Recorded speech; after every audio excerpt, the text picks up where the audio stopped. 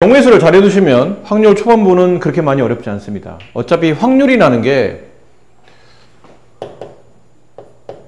이건 중학교 때도 배웠잖아요. 전체 경우의 수. 수문의 어떤 특정 사건의 경우의 수. 이거를 구하는 거니까. 그럼 결론은 경우의 수를 구하는 연습을 많이 해두면 딱히 확률이 그렇게 많이 어려울기는 좀 그렇다는 얘기죠. 전반적인 구조가 경우의 수를 잘 계산하면 되는 거니까. 자, 근데 이제 단어가 좀 알아야 돼요. 몇몇 개 단어들이. 시행, 표본공간, 사건, 그런 사건, 전사건, 공사건. 뭔 말이야 이게. 쉬운 예를 들어봅시다. 이게 주사위가 있어요. 주사위에.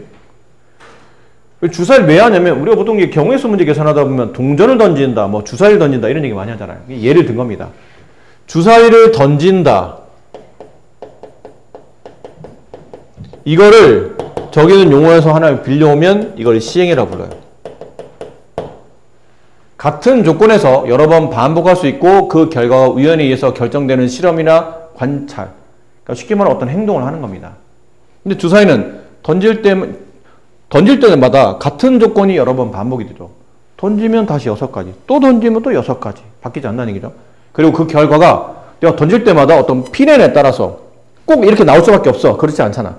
우연에 따라서 내가 정해지지 않았지만 그냥 우연에 따라서 1이나 2나 3, 4, 5, 6이 나올 수 있다는 거죠. 그러니까 이런 것들이 시행입니다. 그래서 보통 주사위를 던진다, 동전을 던진다, 사람을 일렬로 세운다 이런 것들이 다 시행의 일종이에요. 그 다음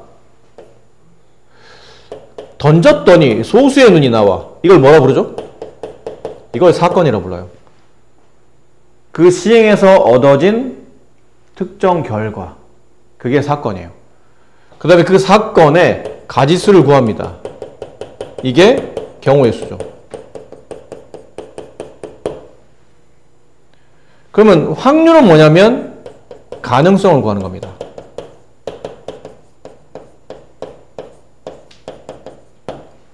이런 일이 어느 정도 가능성으로 발생하는 겁니까? 그 가능성을 비율값으로 계산하는 게 확률값이에요. 그럼 나머지 여기서 이제 설명하지 않았던 표본공간이 뭡니까? 그러면 표본공간은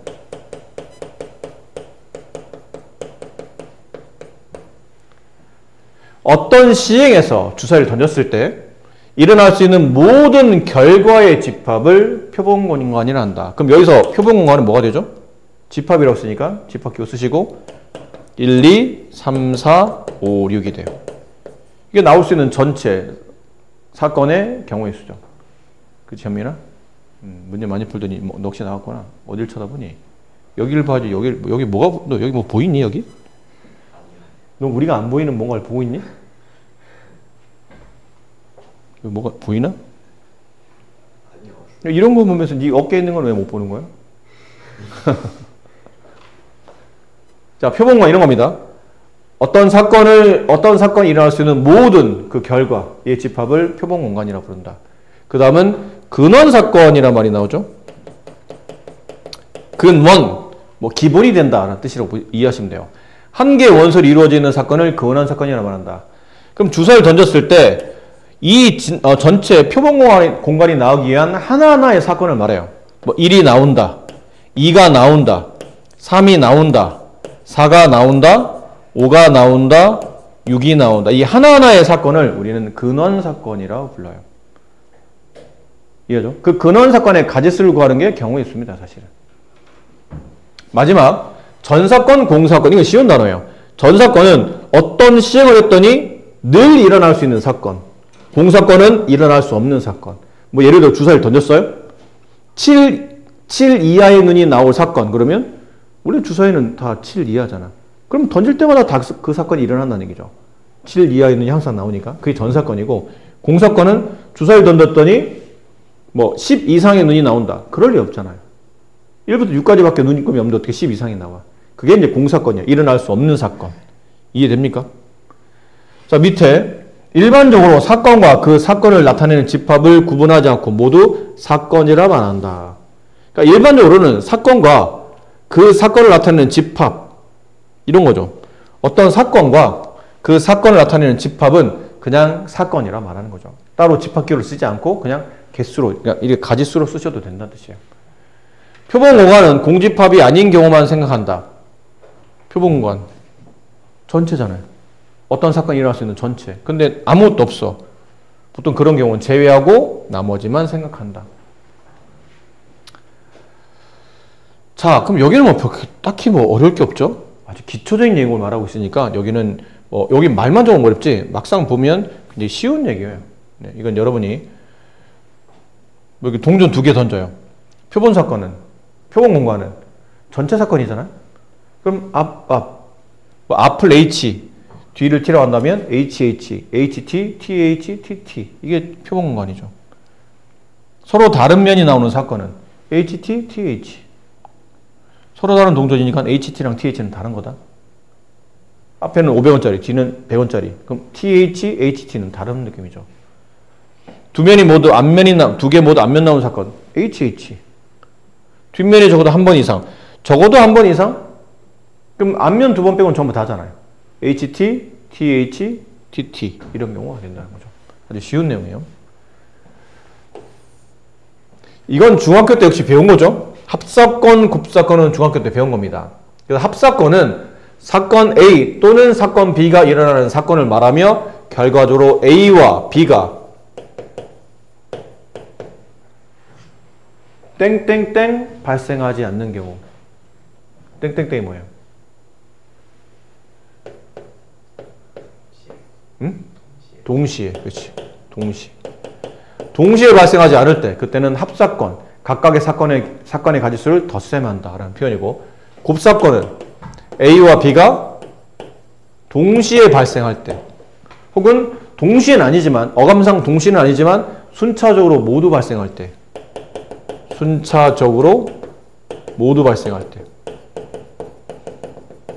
네, 그때는 곱사건이 된다. 예를 든다면 합사건의 예를 봅시다. 이것도 식당에 들어왔어. 그러니까 저녁을 먹으려고 식당에 들어왔어요. 근데 저녁 메뉴 하나를 고를 생각이야. 근데 여기는 밥 종류와 면 종류를 파는 집이에요. 밥의 종류는 3종류. 뭐 김치찌개, 된장찌개, 부대찌개 뭐 이렇게 있다고 칩시다. 면 종류는 2가지. 라면과 뭐 우동을 팔아요. 그럼 이 집에서 내가 저녁 메뉴 하나를 선택할 수 있는 경우의 수를 구하시오 그러면 밥의 메뉴 3가지, 면의 메뉴 2가지. 이걸 더하는 건가 곱하는 건가요? 더해서 5가지. 이 5개 중에 하나를 고를 수 있다는 뜻이에요. 이거는 왜 그러냐면 밥 종류에 있는 사건인 김치, 된장, 부대찌개 중에 하나를 선택하면 면 종류는 선택이 안 되는 겁니다. 그러니까 밥의 종류를 선택한다를 A로 보고 면의 종류를 선택한다를 B로 본다면 각각의 사건의 경우에는 동시에 발생할 수 없기 때문에 이건 덧셈해서 경우의 수를 계산한다는 얘기죠. 맞니? 근데 만약에 곱사건이 뭐냐면, 곱사건은 뭐 예를 들어 진영이가 미팅 나갈 거예요. 미팅 나가려면 옷을 좀 이쁘게 입어야 되잖아. 집에서 내가 오늘 날씨와 여러 가지 고려했을 때 입고 나올 수 있는 윗도리가 3종류였어요. 아랫도리는 마음에 드는 아랫도리가 이제 2종류가 있었다고 쳐봐. 그럼 입고 나올 수 있는 코드의 가지수를 구하시오 그러면 3 곱하기 2야, 3 더하기 2야. 3 곱하기 2겠지. 6가지예요. 이유는 옷을 코디할 때는 둘 다를 동시에 선택해야 되지. 그치? 동시에 선택한다. 고백 개념이에요.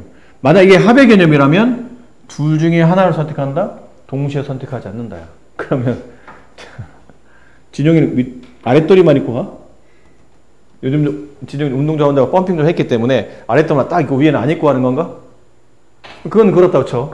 그러면 아랫도리 안 입고 하는 건 어떻게 할래? 윗도리. 상상했어. 진짜. 순간 상상했네. 네. 이건 말이 안 되는 거죠. 이렇게 하면 안 되잖아요. 그래서 이거는 동시에 선택해야 하기 때문에 곱의 개념이다라는 표현이죠. 그래서 이 합곱은 이런 식으로 예를 든 거지만 합곱은 동시에 발생할 때, 발생하지 않을 때 합곱으로 나누어 계산한다라는 표현이고, 물론 이건 아주 쉬운 예라 금방 이해가 되겠지만 나중에는 문제 풀다 보면 이거 굉장히 헷갈립니다. 이건 더해야 되는지 곱해야 되는지 자꾸 머릿속으로 뭘 해야 되냐면 동시에 발생할 수 있는 사건들인지 아니면 동시에 발생할 수 없는 사건인지 잘 고민해서 합곱을 잘 계산하셔야 된다라는 뜻이고, 배반 사건은 처음 듣는 단어죠. 뭔가 배반 그러면 이제 안 좋은 단어처럼 보이는데 A와 B가 동시에 일어나지 않을 때, 즉 사건 A와 사건 B의 교집합이 공집합일 때, 그때는 A와 B를 서로 배반 사건이라 말한다. 라는 거죠. 예를 들어 주사위를 던졌어요. 주사위를 던져서 아주 극단적인 배반 사건은 홀수가 나오는 사건을 A라고 합시다. 그 짝수가 나오는 사건을 B라고 합시다. 그럼 홀수가 나오는 사건은 1, 3, 5, 짝수가 나오는 사건은 2, 4, 6. 여기서 동시에 발생하는 사건이 있나요? 동시에 발생하는 경우의 수가 존재하나요? 그렇지는 않잖아요. 이랬을 때 이 홀수가 나오는 사건과 짝수가 나오는 사건을 배반 사건이라고 불러요. A, B가 동시에 일어나지 않을 때, 동시에 일어날 수 없을 때, 그 동시에 A, B가 동시에 일어나지 않을 때, 가르마려면 두 집합의 교집합이 공집합일 때, 그때는 두 사건을 서로 배반 사건이라 말한다. 아셨습니까? A, B는 배반이라 말하고 그 두 사건은 배반 사건이라 말한다. 그럴 때 쓰는 거고, 여사건은 많이 쓰던 단어죠. 무엇을 뺀 나머지, 내가 원하는 사건이 아닌 그 사건이 일어나지 않을 사건을 보통은 여사건이라 말한다. 여사건 문제 언제 많이 푸냐면 내가 원하는 건 사건 A의 경우의 수를 구해야 돼요. 근데 그걸 계산하려니까 너무 상황이 많아. 분류를 많이 해야 돼. 근데 오히려 그럴 바에는 전체 경우의 수에서 그 사건이 일어나지 않는 경우를 빼는 게 훨씬 더 유리하다 판단돼. 그럼 그때는 여사건 문제로 보통 풀죠. 됐습니까? 밑에 리마크 다시 한번 보자는 이거죠. A와 A의 여집합이 교집합. 얘는 공집합이죠. 그렇잖아요. A랑 A를 뺀 나머지는 겹치는 부분이 없잖아. 그럼 두 사건이 교집합이 공집합이므로 A와 그 사건 A의 여집합은 배반이다. 당연한 겁니다. 이 사건이 일어날 것과 일어나지 않을 게 동시에 발생할 수는 없잖아요. 공사건은 모든 사건과 서로 배반이다. 이유는 공사건은 공집합을 말하거든. 사건에 가질 수가 없는 케이스. 그럼 걔랑 어떤 사건을 교집합해도 공집합이지 늘. 정의에 따라서 어떤 두 사건을 공집합해서 교집합에서 공집합된다는 얘기는 그 두 사건은 서로 배반이다. 따라서 공사건, 일어나지 않는 사건은 모든 사건의 배반이 된다. A, B가 서로 배반이면 A, B가 서로 배반이라는 얘기는 아까 말한 A와 B가 서로 교집합이 공집합이죠. 공집합이죠. 따라서 그림상 이렇게 돼 있어야 된다는 얘기예요. 떨어져 있어야 된다는 얘기야, 둘이. 이게 배반이에요. 배반의 그림은 이겁니다. 서로 만나지 않는다. 겹치는 사건이 존재하지 않는다. 그러므로 A는 B를 뺀 나머지에 포함되고 B는 A를 뺀 나머지에 포함된다. 아시겠죠? A라는 게 B를 뺀 나머지면 여기잖아요. B를 뺀 나머지. 거기가 A에 포함돼. 그러니까 그 B를 뺀 나머지에 A가 포함되어 있잖아요. 그래서 A는 B를 뺀 나머지에 포함되어 있다. 뭐 이런 느낌이죠. 자, 이런 느낌. 네. 간단하게 문제 좀 봅시다. 오늘 뭐 진도를 많이 나오지 못하지만 2번 1부터 10까지 자연수가 적힌 10장 카드 중에 한 장을 뽑아요. 그때 2의 배수가 적힌 카드를 뽑는 사건을 A라고 부르죠. A는 2의 배수예요. 2, 4, 6, 8, 10까지 있으니까요. 그 다음에 3의 배수가 적힌 카드를 뽑는 사건을 B, 3, 6, 9.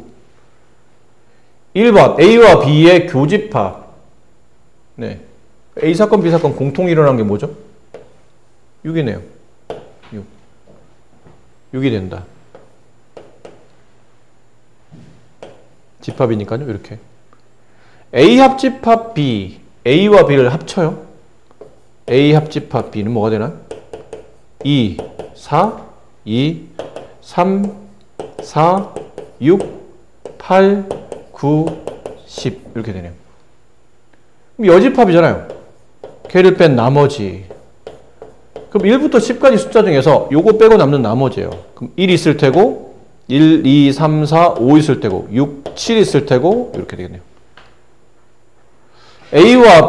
사건 A와 배반인 사건의 개수. 얘랑 배반인 것. 어떻게 되나요? 저거 요집합. 이거 요집합. 그럼 답은? 몇 개? 저 요집합이 뭐예요? 13579잖아. 홀수. 그럼 몇 개예요? 아니죠.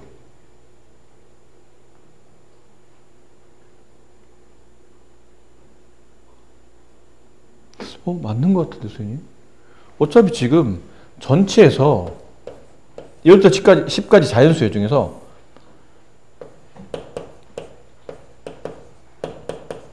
요 5개 빼면 13579 남지 않나요? 그럼 5개 아닙니까? 배반 사건? 아니에요. 그러면 뭐가 답이죠? 봐.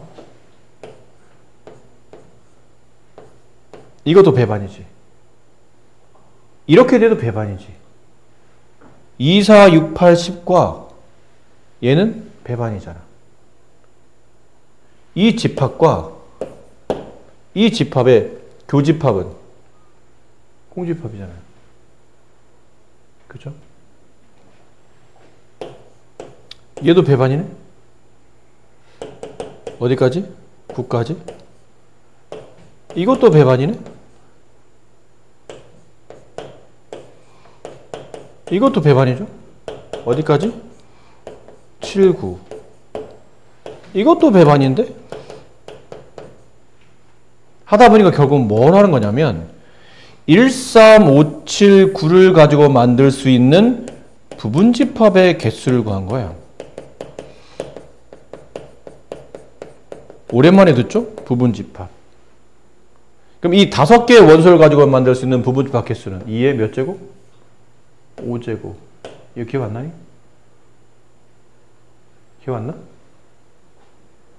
원소 5개를 가지고 만들 수 있는 부분집합. 뭐 이런 느낌이잖아요.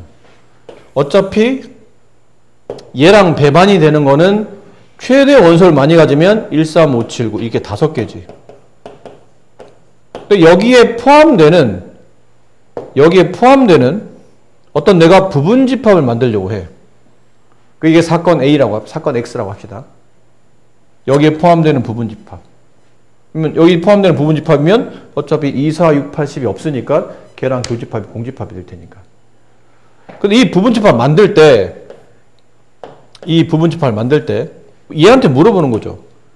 야, 나 너한테 포함되는 부분집합 만들 건데, 너 여기 들어갈 거니, 안 들어갈 거니? 그랬더니, 난 들어갈 수도 있고, 안 들어갈 수도 있어. 2가지예요. 얘도 2가지죠. 2가지. 이거 몇 번 곱해지나요? 5번. 2의 5제곱.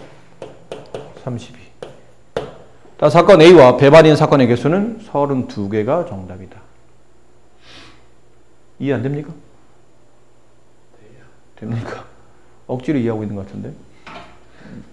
집에는 빨리 가고 싶고 이해 안 된다고 하면 저 양반이 안 놔줄 것 같고